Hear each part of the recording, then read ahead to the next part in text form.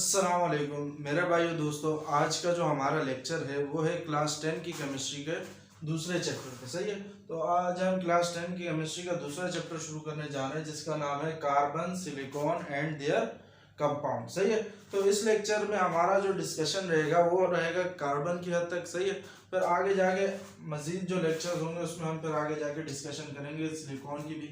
सही है, तो पहली जो इसकी डिस्कशन है वो यही है कि भाई दोनों 4A ग्रुप के एलिमेंट है, कार्बन और सिलिकॉन दोनों ही 4A ग्रुप के एलिमेंट है। सही है, अच्छा भाई, तो सबसे पहले कार्बन के बारे में शुरू करते हैं। तो जरा मैं यहाँ कार्बन की हेडिंग डाल लेता हूँ।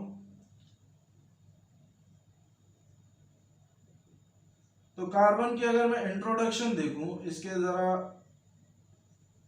इसके बारे में अगर हम जरा इंट्रोडक्शन देखें, इंट्रोडक्शन इसकी कुछ ये है कि भाई ये हमारे पास 4A ग्रुप का एलिमेंट है। Carbon belongs to 4A group because it contains 4 valence electron. सही है, इसमें 4 वैलेंस इलेक्ट्रॉन्स होते हैं, 4 वैलेंस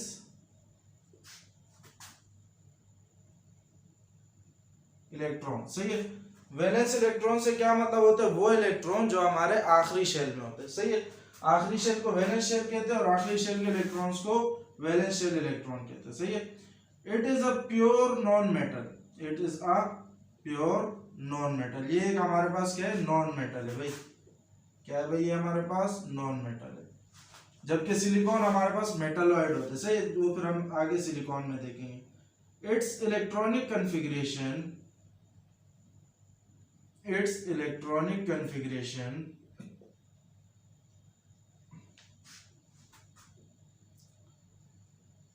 इज, इसकी इलेक्ट्रॉनिक कन्फिग्रेशन कुछ इस तरीके से, कार्बन का एटॉमिक नंबर होता है 6, तो के शेल में इसके 2 इलेक्ट्रॉन और एल शेल में इसके 4 इलेक्ट्रॉन। सही है, तो आखिरी शेल में कितने इलेक्ट्रॉन आ गए? 4 इलेक्ट्रॉन आ गए। सही, यही मतलब है इसका कि 4 वैलेंस इलेक्ट्रॉन यानी 4 वैलेंस इलेक्ट्रॉन होते हैं इसमें। अच्छा भाई, दूसरा इसकी अकरेंस के बारे में बात करेंगे। इसकी जो सारी डिटेल है वो इसकी अकरेंस पे ही है। कार्बन की जितनी भी डिटेल है उसमें हम सारी की सारी इसकी अकरेंस पे बात करेंगे।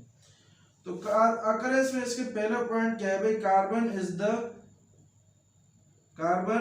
The 16th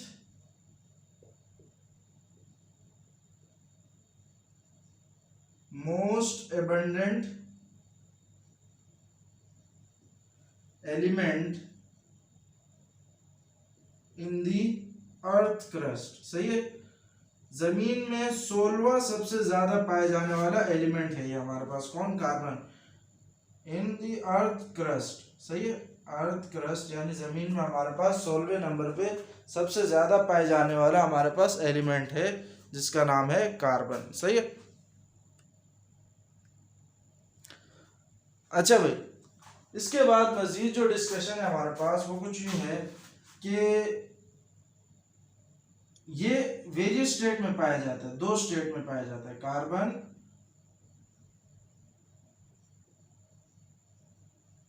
occurs in various state.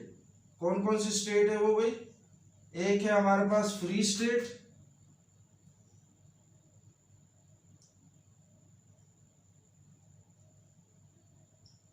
और एक होती है हमारे पास कंबाइंड स्टेट। दूसरी में यहां लिख देता हूं कंबाइंड स्टेट।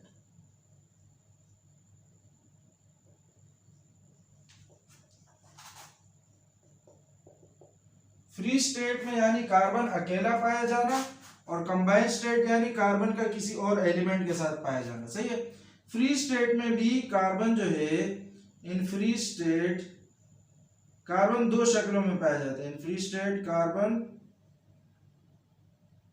occurs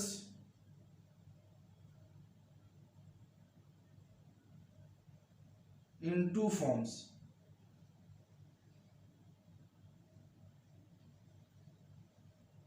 कौन कौन सी फॉर्म है भाई? एक है हमारे पास क्रिस्टलाइन फॉर्म,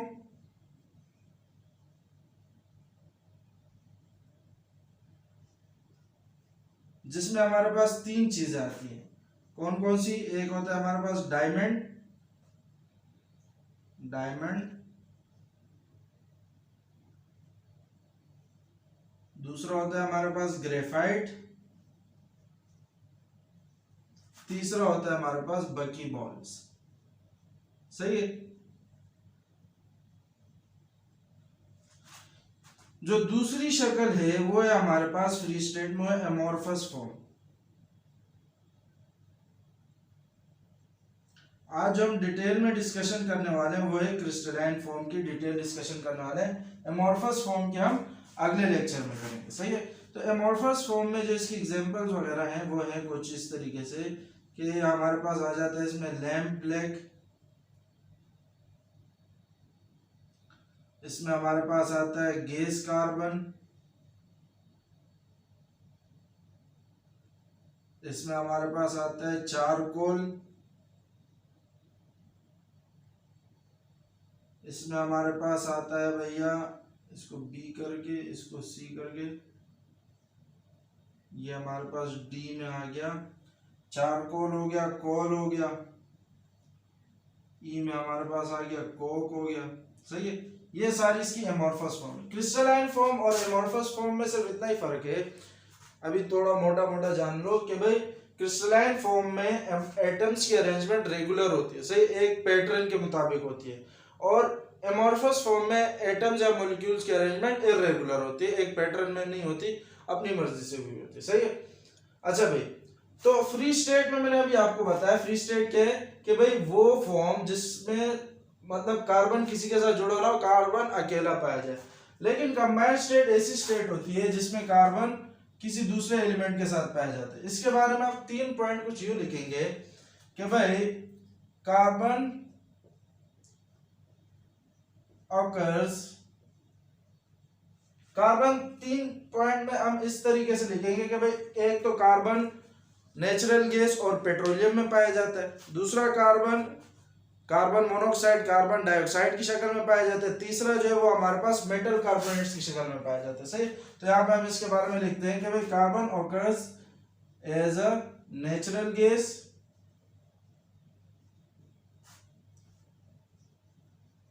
एंड पेट्रोलियम।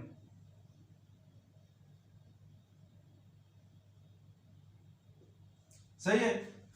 क्योंकि ये दोनों जो है as both are mixture of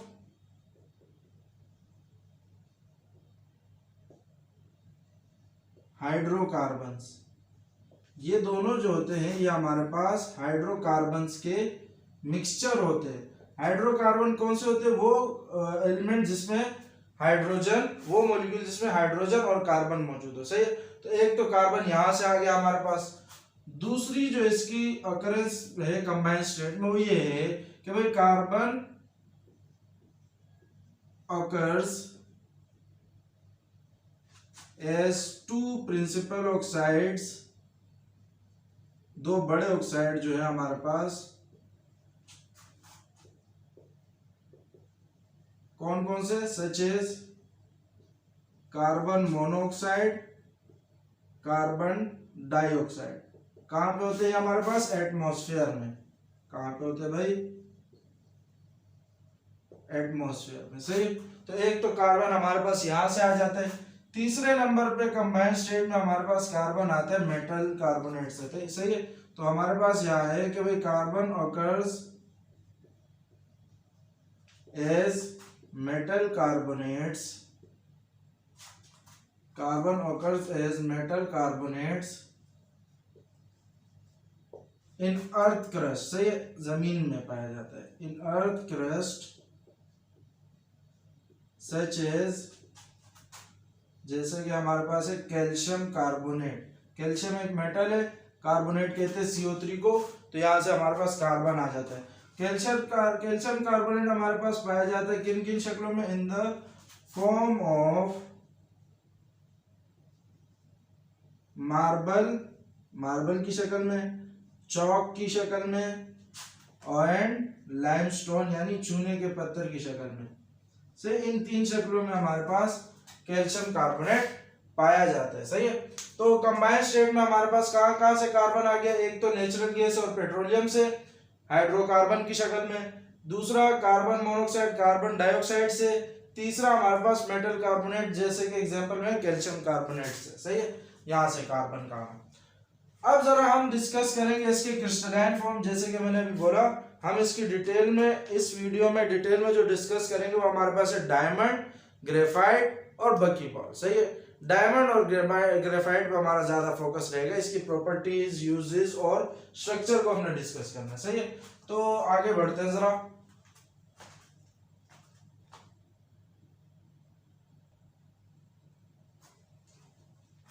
अच्छा भाई, यहां से हमारे पास एक नया कॉन्सेप्ट आता है एलोट्रोपी का। सही है, ये जो हम क्रिस्टलाइन फॉर्म और एमोर्फस फॉर्म को डिस्कस करेंगे वो हम एलोट्रोपी में ही डिस्कस करेंगे।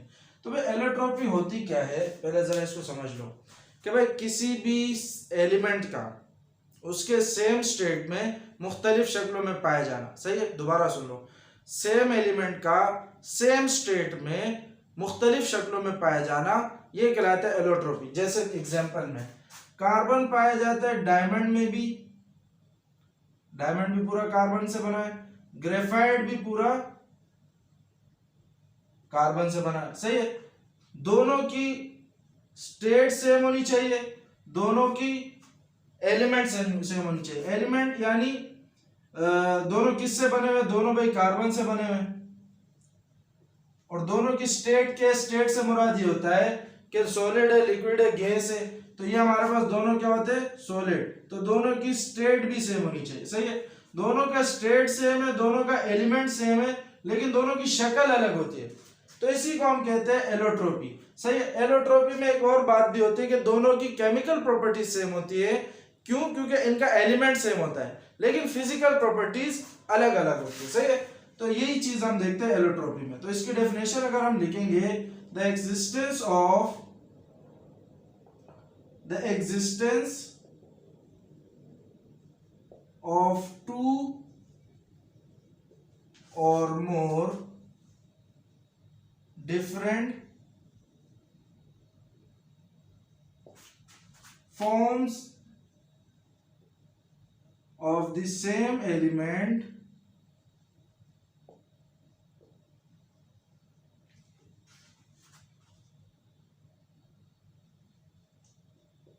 in the same state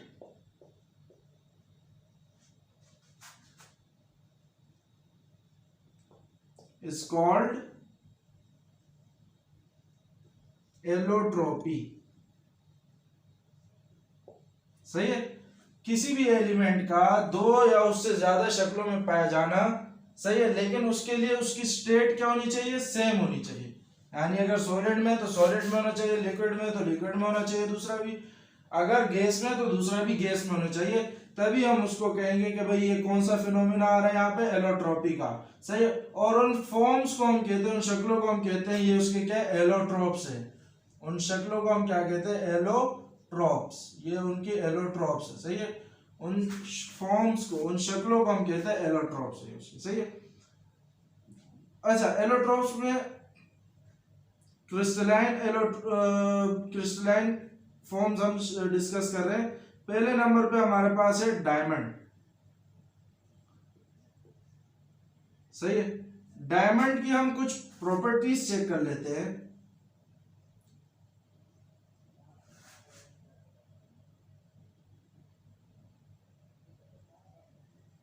साथ साथ ग्रेफाइट की भी लिखते हैं ताकि कंपैरिजन में आसानी हो। सही है, ताकि अगर हमें आ जाए, ग्रेफाइट को प्लम्बेगो भी कहा जाता है। अगर एग्जाम में सवाल आ जाए कि भाई differentiate between graphite and diamond, तो आपको डिफरेंशिएट करने में आसानी हो।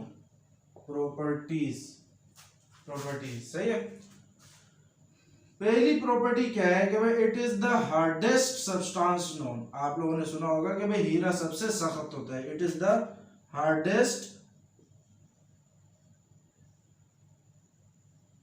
Substance known. सही है, अगर आप लोगों ने कहीं ग्रेफाइट नहीं देखा तो ऐसा नहीं है कि आपने ग्रेफाइट नहीं देखा, पेंसिल की नोक तो देखिए, उसमें ग्रेफाइट ही होता है। सही है, it is the hardest substance known, it is soft,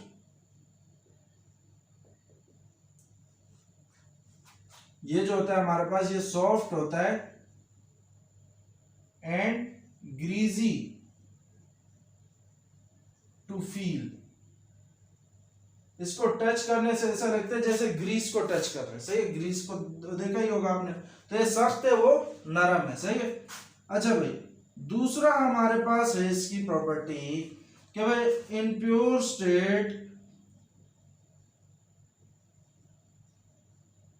it is transparent. Transparent pure state में हमारे पास डायमंड क्या होता है, ट्रांसपेरेंट होता है एंड ब्राइट। ब्राइट यानी चमक भी मारता है, और ट्रांसपेरेंट यानी इसमें से लाइट पास हो सकती है, सही है। ये जो हमारे पास होता है ये होता है भाई it is dark greyish in colour. किस तरीके का कलर होता है इसके, डार्क ग्रेश इन कलर, सही है। ये जो होता है हमारे पास ये इलेक्ट्रिसिटी कंडक्ट नहीं कर सकता, तो इसीलिए it is a bad conductor of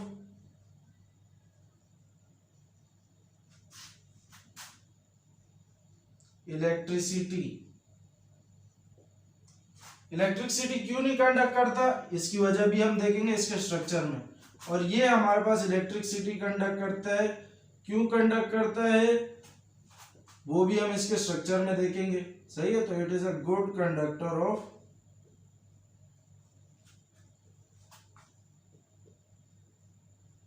electricity.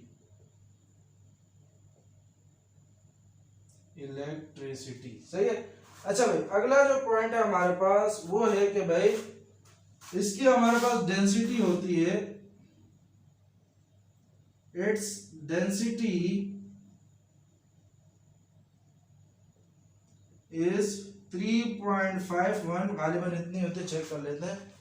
हाँ, 3.51 ग्राम per centimetre cube. Refractive index इसका होता है हमारे पास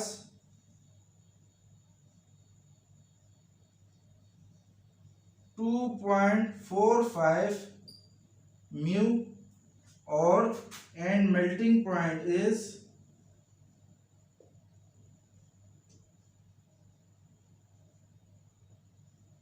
melting point is 3500 डिग्री सी।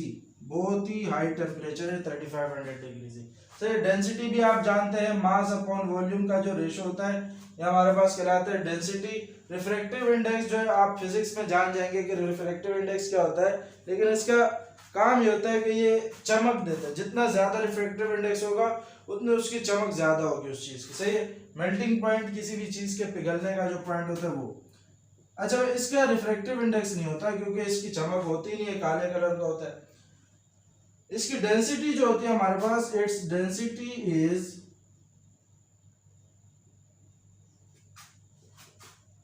2 ऐसे कुछ है। इसकी डेंसिटी जो है हमारे पास 2.2। हाँ, its density is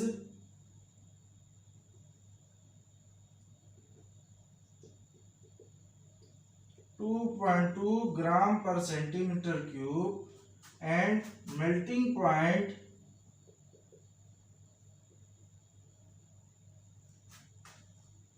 is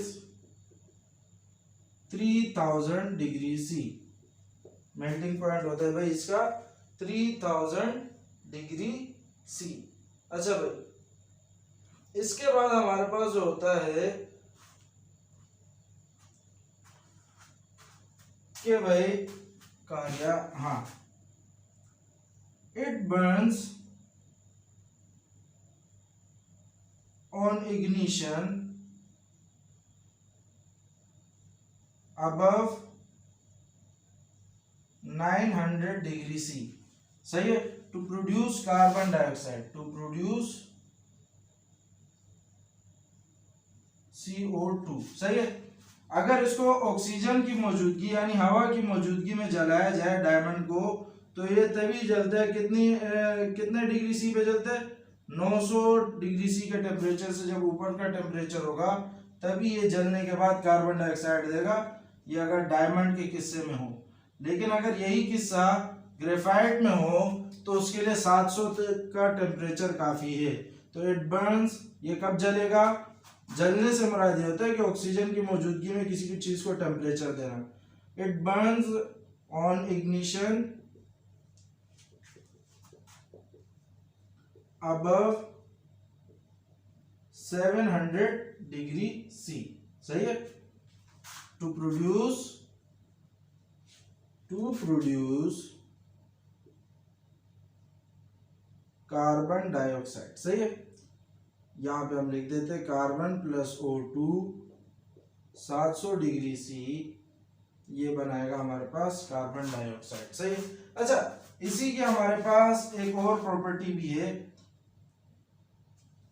coloured property है डायमंड की, कि भाई diamond it may be blue, green. आप लोगों ने देखे होंगे हीरे ब्लू भी होते हैं, ग्रीन भी होते हैं, येलो भी होते हैं, रेड और ब्लैक। ब्लैक कलर के भी हीरे होते हैं। किस चीज की वजह से होते हैं? ड्यू टू प्रेजेंस ऑफ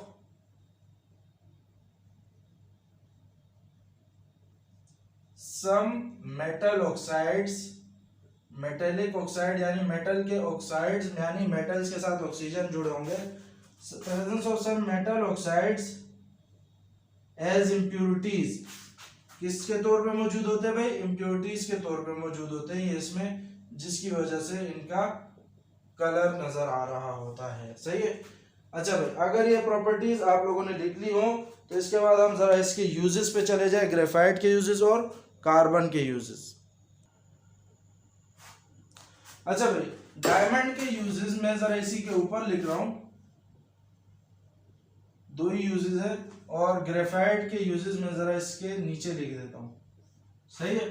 तो डायमंड के यूजेस, इसमें से जो ब्लैक कलर डायमंड होता है, ब्लैक कलर डायमंड ये बड़ा यूजफुल होता है। डायमंड,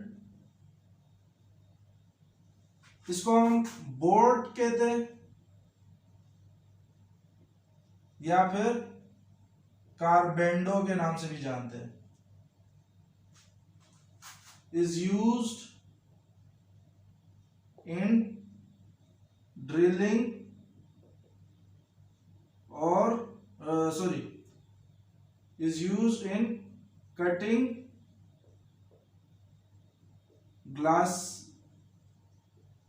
glasses यानी शीशों को काटने में, and for drilling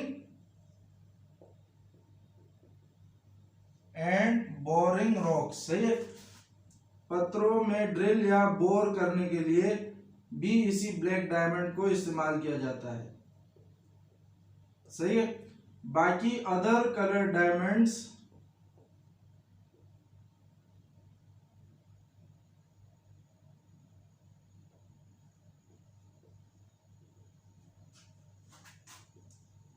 are used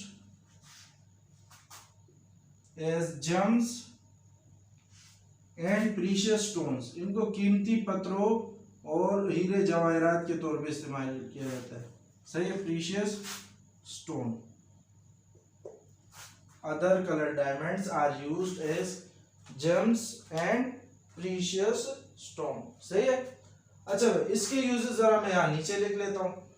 इसके यूजेस में क्या क्या है भाई, कि इट इज यूज्ड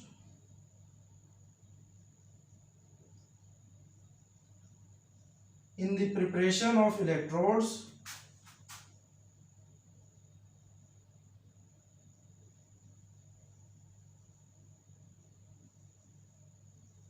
चूंकि ये इलेक्ट्रिसिटी को कंडक्ट कर सकते हैं इसीलिए इलेक्ट्रोड्स बनाए जाते हैं इसके। इसी के हमारे पास ये जो है हमारे पास, it leaves black mark on paper. सही है। पेपर पे ये काला निशान छोड़ता है, तो इसी वजह से so it is used in manufacture of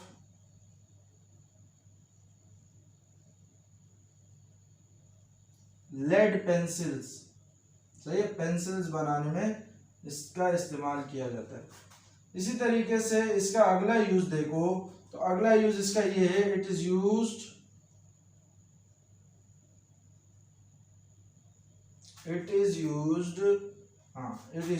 as neutron moderator, ये भी इसका बड़ा अच्छा यूज है इन न्यूक्लियर रिएक्टर, सही है। अब इस यूज को समझने के लिए आपको फिजिक्स का जो लास्ट चैप्टर है उसको न्यूक्लियर रिएक्टर समझ आना चाहिए। उसके जरा मैं थोड़ा सा इतना बता देता हूँ कि उसमें हमारे पास जब न्यूक्लियर फिजन होती है, फिजन से मुराद एक बड़ा सा न्यूक्लियर टूट के दो छोटे न्यूक्लियर में टूटता है, सही है। तो जो टूटता है वो भी न्यूट्रॉन की वजह से टूटता है, और टूटने के बाद हमारे पास न्यूट्रॉन्स निकल रहे होते हैं। तो ये न्यूट्रॉन्स जो होते हैं ये बड़ी स्पीड से निकल रहे होते हैं, सही है। तो इनकी स्पीड को स्लो करने के लिए, स्लो डाउन करने के लिए मॉडरेटर इस्तेमाल किए जाते हैं, जिसको हम कहते हैं न्यूट्रॉन मॉडरेटर। उसी में ग्रेफाइट को भी यूज किया जाता है न्यूट्रॉन मॉडरेटर के तौर पे, सही। ये न्यूक्लियर रिएक्टर जो होता है ये हमारे पास बिजली बनाने के काम में इस्तेमाल की जाती है। इसका अगला यूज अगर हम देखें तो अगला यूज कुछ इस तरीके से कि इट इज यूज्ड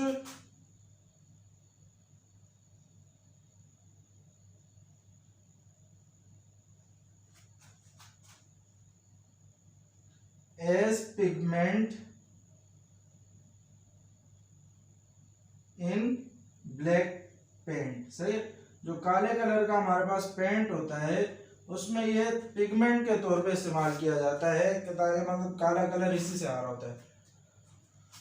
अच्छा भाई, आखिरी यूज इसका ये है कि भाई इसको it is mixed with graphite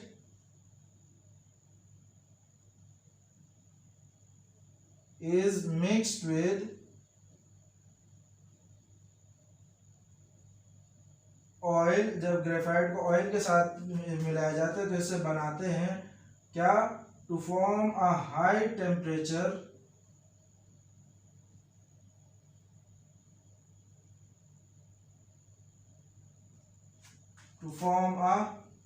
temperature lubricant, सही है। इससे हमारे पास बनता है हाई टेम्परेचर लुब्रिकेंट बनता है हमारे पास, सही है। लुब्रिकेंट वो चीज होती है जो कि हमारे फ्रिक्शन को कम करा दे, सही। अच्छा भाई, इसके बाद हमारे पास है बकी बॉल। बकी बॉल की प्रॉपर्टीज को डिस्कस करने के बाद हम आएंगे अपना डायमंड और ग्रेफाइट के स्ट्रक्चर पे। अच्छा भाई, बकी बॉल का अगर हम देखें तो बकी बॉल हमारे पास एक और एलोट्रोपिक फॉर्म है जो कि डिस्कवर हुई है इन 1985। इसको हम दो नामों से जानते हैं, एक है बकी बॉल और एक है हमारे पास बकमिंस्टर फुलरिन, सही है। अच्छा, इसके बारे में ज्यादा डिटेल डिस्कशन नहीं है क्योंकि इसकी प्रॉपर्टीज अभी भी स्टडी की जा रही है, सही है। तो जितनी डिस्कशन है उतनी हम कर लेते हैं। बकी बॉल्स को हमारे पास सेमीकंडक्टर और लुब्रिकेंट के तौर पे भी इस्तेमाल किया जाता है। इसका स्ट्रक्चर देखो जरा किस तरीके से होता है।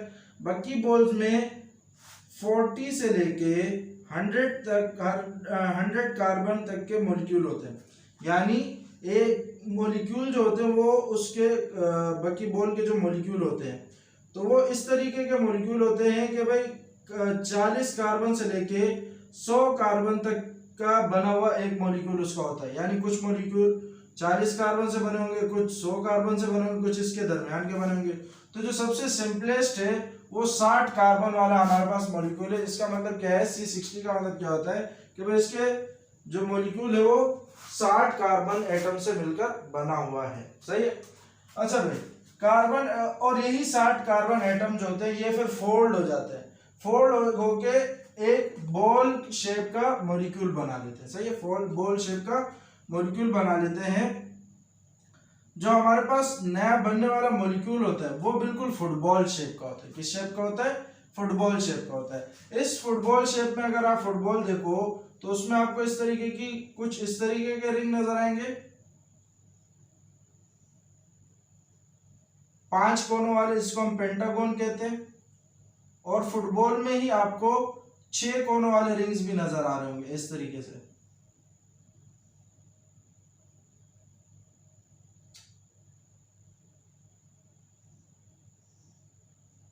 सही है, 6 कोनों वाले रिंग भी नजर आ होंगे। तो इसी तरीके से बकी बॉल में भी 6 कोनों वाले रिंग्स भी है, 5 कोनों वाले रिंग्स भी है। सही है। अच्छा, तो इसके कार्बन एटम जो होते हैं वो फोल्ड हो जाते हैं, फोल्ड होके बॉल शेप का स्ट्रक्चर बनाते हैं, और जो बॉल शेप का जो स्ट्रक्चर होता है वो एग्जैक्टली फुटबॉल जैसा ही होता है। सही है। अच्छा, बकमिंस्टर फुलरिन इसको नाम क्यों दिया गया? भाई बकमिंस्टर फुलरिन उस बंदे का नाम है जिसने इस तरीके की जिस शेप का ये बकी बॉल है उसी शेप का इस बकमिंस्टर फुलरिन एक आर्किटेक्ट था। सही है, जिसने एक चीज एक पता नहीं कौन से मुल्क में है, लेकिन इस तरीके का स्ट्रक्चर बनाया था जो कि स्ट्रक्चर बिल्कुल बकी बॉल से मैच हो रहा था, तो इसको उसी के नाम से नाम दिया गया। सही है। अब इसकी इतनी डिस्कशन है, इसके बाद हमारे पास जो आखिरी डिस्कशन है वो है स्ट्रक्चर ऑफ ग्रेफाइट और डायमंड की, तो उसकी तरफ बढ़ते हैं।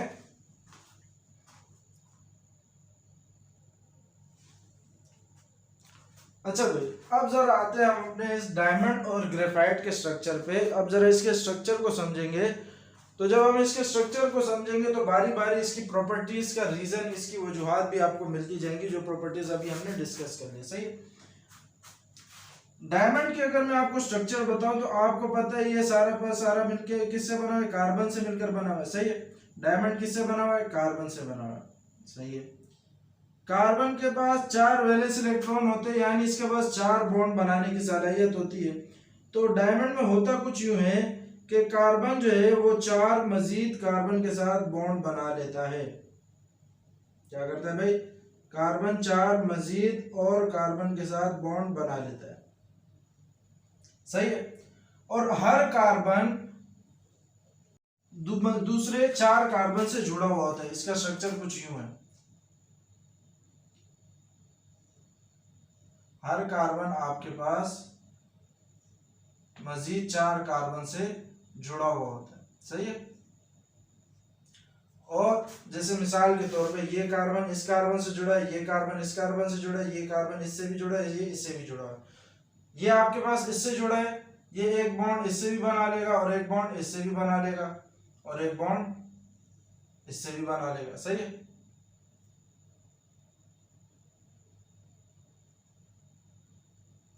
चार बॉन्ड बन गए इसके भी, 1 2 3 और 4। सही है।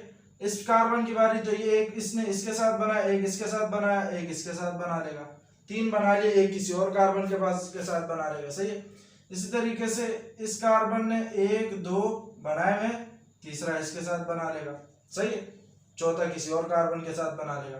तो इस तरीके से कार्बन का 4 कोनों वाला स्ट्रक्चर बनता है। इसको हम कहते हैं बेसिक टेट्राहेड्रल यूनिट।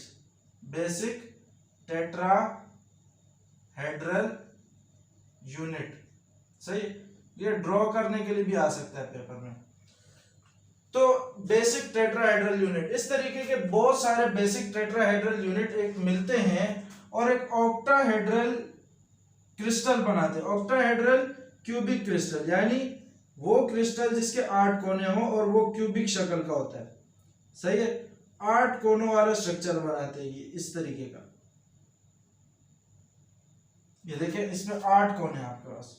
एक ये कोना है, इस पे कार्बन लगा, एक इस पे, ये कोना, एक ये कोना, ये डॉट डॉट जहां जहां मार्क कर रहे हैं ये इसके कोने हैं और यहाँ पे कार्बन लगे हुए होते हैं। सही है। और इसके बीच में बहुत सारे कार्बन के ये बेसिक टेट्राहेड्रल यूनिट्स होते हैं। सही है। तो ये बहुत सारे बेसिक टेट्राहेड्रल यूनिट जो होते हैं ये आपस में मिलके एक इस तरीके का ऑक्टाहेड्रल यूनिट बनाते हैं, यानी 8 कोनों वाला यूनिट बनाते हैं। सही है। 1 2 3 4 5 6 7 8। सही है।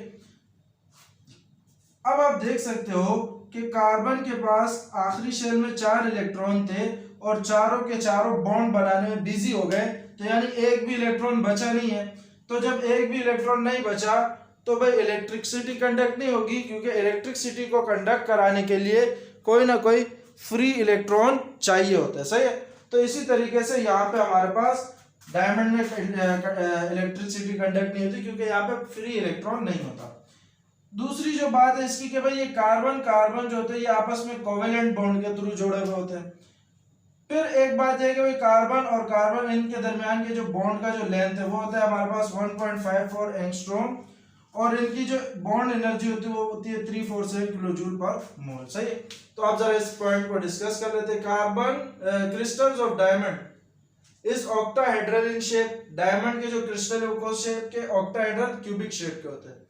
In diamond each carbon, her carbon जो है वो कोवेलेंटली बॉन्ड यानी कोवेलेंट बॉन्ड बनाया होता है किसके साथ, 4 अदर कार्बन एटम के साथ, मजीद 4 और कार्बन, जैसे इस कार्बन ने 4 कार्बन एटम के साथ कोवेलेंट बॉन्ड बनाया हुआ है to form a basic tetrahedral unit, जिससे एक बेसिक टेट्राहेड्रल यूनिट बनता है।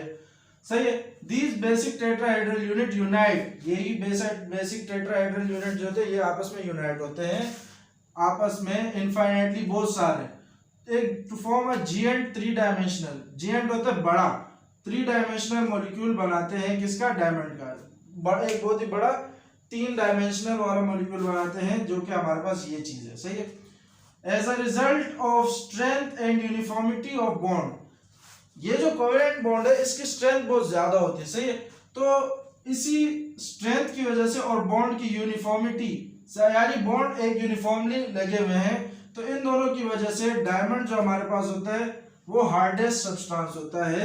सही, हार्डेस्ट सब्सटेंस माना जाता है। तो इस पे सवाल भी आ सकता है कि भाई why is the diamond hardest of all. सही है, तो डायमंड की हार्डनेस किस चीज पे है, स्ट्रेंथ और यूनिफॉर्मिटी ऑफ बॉन्ड पे। सही है, it is a bad conductor of electricity because there is no free electron in crystal of diamond. ये भी बात अब बताई मैंने आपको, इस पे भी सवाल बन सकते हैं कि भाई why diamond does not conduct electricity. सही, कार्बन कार्बन की बॉन्ड लेंथ होती है हमारे पास डायमंड में, वो होती है 1.54 एंगस्ट्रॉम, और बॉन्ड एनर्जी होती है हमारे पास 347 किलो जूल पर मोल, यानी अगर इन दोनों का बॉन्ड तोड़ना है आपने तो आपको इतनी एनर्जी तो देनी पड़ेगी। इसमें अगर आप आते हैं तो इसमें एक कार्बन जो होता है वो 3 कार्बन से जुड़ा होता है, यानी इसने एक कार्बन ने 3 कार्बन के साथ बॉन्ड बनाया होता है।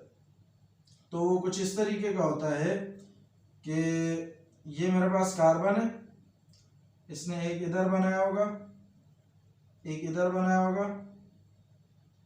एक इसके साथ बनाया होगा। सही है, इसी तरीके से इस कार्बन ने एक तो यहां बनाया हुआ है, एक दूसरे कार्बन के साथ और एक इस कार्बन के साथ।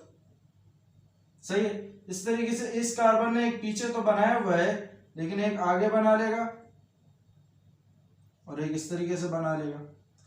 इसने ये बनाया हुआ है, एक यहां बना लेगा और एक इस तरीके से बना लेगा। सही है, इस कार्बन ने ये पीछे बनाया हुआ है, एक यहां बना लेगा और एक यहां कहीं बना लेगा। सही है, इसने ये एक बनाया हुआ है, एक यहां कहीं बना लेगा। तो अगर आप देखो तो आपको एक 6 कोनों वाला स्ट्रक्चर रिंग नजर आ रहा है। सही है, तो बेसिकली मेरे ड्रॉ करने का मकसद ही यही था कि आपको ये 6 कोनों वाली रिंग नजर आ जाए। सही है, तो ग्रेफाइट में होता क्या है कि एक कार्बन 3 कार्बन के साथ बॉन्ड बनाता है, एक कार्बन 3 कार्बन के साथ, एक यहाँ और एक यहाँ। इसमें एक इलेक्ट्रॉन जो होता है वो फ्री होता है, यानी वो डीलोकलाइज होता है, यानी उसने बॉन्डिंग नहीं की हुई होती। तो इसके नतीजे में आपके पास इस तरीके का 6 कोनों वाला स्ट्रक्चर बनता है। ये 6 कोनों वाला स्ट्रक्चर, 6 कोनों वाला रिंग स्ट्रक्चर बनता है हमारे पास ग्रेफाइट में। सही है, इस रिंग स्ट्रक्चर के हमारे पास लेयर्स बनते हैं। क्या बनते हैं भाई, लेयर्स। ये रिंग स्ट्रक्चर आपस में इस तरीके से जुड़े हुए होते हैं। ये मैं आपको जरा ड्रॉ करके दिखा दूं।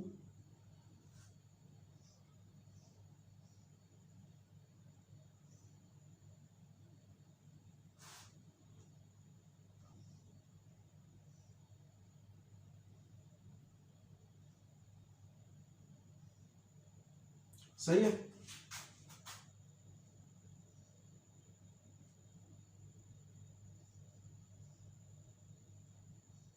एक ये लेयर हो गया, एक नीचे लेयर बना लेते हैं।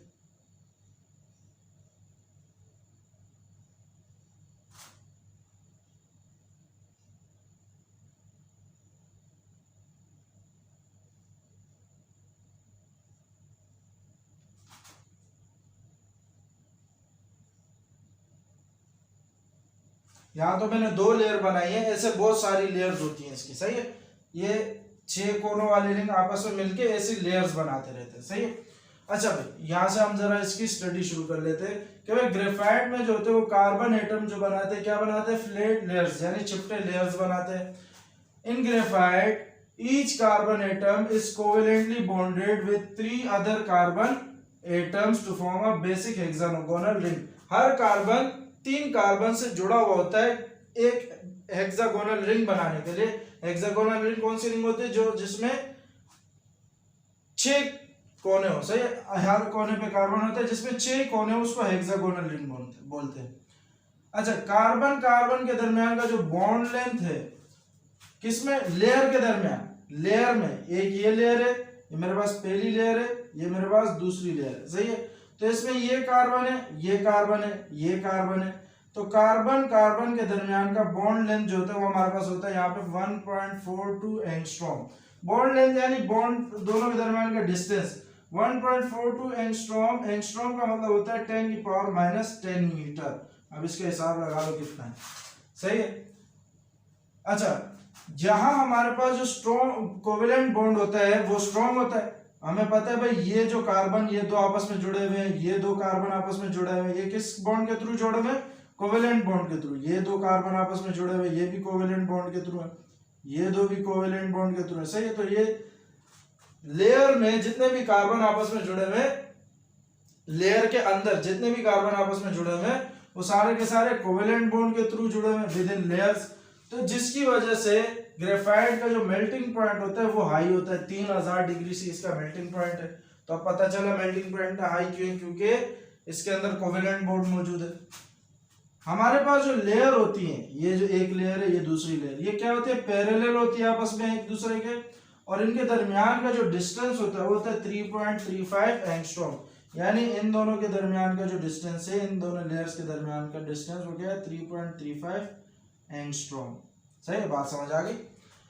और ये दोनों लेयर्स आपस में जुड़े हुए होते हैं weak van der Waals forces के थ्रू। जैसे कुछ बॉन्ड, जैसे ये लेयर के अंदर जो बॉन्ड बना है वो कोवेलेंट बॉन्ड के थ्रू बना है, लेकिन लेयर आपस में जो बॉन्ड बनाते हैं, लेयर कि आपस में भी बॉन्डिंग हुई होती है। ये लेयर की आपस में बॉन्डिंग, एक तो है लेयर के अंदर की बॉन्डिंग और एक है लेयर की आपस की बॉन्डिंग। लेयर की अंदर की बॉन्डिंग जो है वो कोवेलेंट है, लेकिन लेयर की आपस की बॉन्डिंग जो है वो किसके थ्रू है? वैन डर वाल्स फोर्सेस के थ्रू है। वैन डर वाल्स फोर्सेस हमारे पास होती है, जैसे हाइड्रोजन बॉन्डिंग हो गई, डाइपोल डाइपोल इंटरेक्शन हो गया, लंडन फोर्सेस, ये सारी कहलाती है वैन डर वाल्स फोर्सेस, सही है। तो हमारे पास, दोबारा दोहरा देता हूं, लेयर के अंदर जो बॉन्डिंग है वो कोवेलेंट है, और लेयर के आपस में जो बॉन्डिंग है, लेयर की आपस में जो बॉन्डिंग है वो वैन डर वाल्स फोर्सेस के थ्रू, सही है। अच्छा भाई, ग्रेफाइट हमारे पास सॉफ्ट होता है। सॉफ्ट क्यों होता है? अच्छा, ये एक बात याद रख लो, covalent bond van der Waals forces से बहुत ज्यादा स्ट्रॉन्ग होती है। Covalent bond van der Waals forces बहुत वीक फोर्सेस होती है, सही है। यहाँ पे लिखा हुआ भी है वीक फोर्सेस, कमजोर फोर्सेस है। ग्रेफाइट हमारे पास सॉफ्ट होता है और स्लिपरी भी होता है। क्यों? क्योंकि जो इंटर लेयर बॉन्डिंग एनर्जी है, इंटर लेयर यानी लेयर के दरमियान, ये लेयर के बॉन्डिंग है, इनकी जो एनर्जी है, लेयर की बॉन्डिंग की एनर्जी, ये हमारे पास क्या होती है? Is very low, therefore they slide over one another. ये जो होती है, ये बॉन्डिंग एनर्जी जो होती है, ये बहुत ही लो होती है। मिसाल के तौर पे, एक तो मैं इन दोनों के दरमियान में मिसाल के तौर पे लकड़ी रख दूं, और एक दो मैं इन दोनों को किसी लचकदार चीज इनके बीच में रखूं, तो जब मैं लकड़ी रखूंगा तो ये दोनों आपस में स्लिप नहीं कर पाएंगी। जब लचकदार चीज इसमें रखूंगा तो वो स्लिप कर पाएंगी। इसका यही मतलब है कि भाई इनके दरमियान बॉन्ड एनर्जी कम है, तो ये आपस में एक दूसरे के ऊपर स्लाइड करती है, जिसकी वजह से ये स्लिपरी भी होता है और सॉफ्ट भी होता है। ये हमने पढ़ा था कि सॉफ्ट भी होता है, greasy to feel. Greasy to feel का मतलब क्या होता है? स्लिपरी है। स्लिपरी क्यों है? क्योंकि इंटर लेयर बॉन्डिंग की जो एनर्जी है वो कम है। Due to more open structure of graphite, graphite is less dense than diamond. अब देखो डेंसिटी क्या है हमारे पास? मास अपॉन वॉल्यूम, यानी जितना वॉल्यूम बढ़ेगा उतनी डेंसिटी घटेगी, सही है। जितना वॉल्यूम बढ़ेगा उतनी डेंसिटी कम होगी। वॉल्यूम क्या है भाई? जितना स्पेस तुमने घेरा हुआ है, सही। अब देखो डायमंड का कितना स्पेस है और ग्रेफाइट का कितना स्पेस है, सही है। तो ग्रेफाइट का बहुत ज्यादा ओपन स्ट्रक्चर होता है, यानी इसका वॉल्यूम ज्यादा है, तो इसीलिए ग्रेफाइट की डेंसिटी कम होती है। डायमंड की डेंसिटी क्या होती है 3.51 और ग्रेफाइट की कितनी होती है 2.2 कम है, 3.51 ज्यादा है। सही, तो ज्यादा और कम किस वजह से, ये आपने देख लिया कि इसका ज्यादा ओपन स्ट्रक्चर है तो यानी वॉल्यूम ज्यादा है तो डेंसिटी कम, इसका कम ओपन स्ट्रक्चर है तो वॉल्यूम कम है तो डेंसिटी ज्यादा। अच्छा भाई, due to delocalisation of fourth valence electron, चौथा वैलेंस इलेक्ट्रॉन जो होता है ग्रेफाइट का, उसकी डीलोकलाइजेशन यानी उसकी बॉन्डिंग नहीं हुई होती, जिसकी वजह से ग्रेफाइट जो होता है वो इलेक्ट्रिसिटी कंडक्ट करता है। कैसे करता है, parallel to plane of layers, ये लेयर्स की जो प्लेन है ना इसके बिल्कुल पैरेलल, इस तरीके से इलेक्ट्रिसिटी जारी होती है, इस तरीके से। सही है। अच्छा भाई, तो ये थी हमारे पास ग्रेफाइट और डायमंड के स्ट्रक्चर की डिस्कशन हमने कर ली। तो आज के लिए हमारा लेक्चर इतना ही है। अगले लेक्चर में हम अपने एमॉर्फस फॉर्म्स की डिस्कशन करेंगे, फिर उसके बाद सिलिकॉन शुरू करेंगे। सही है, तो तब तक के लिए अपना ख्याल रखें, पढ़ते रहिए। अल्लाह हाफिज़।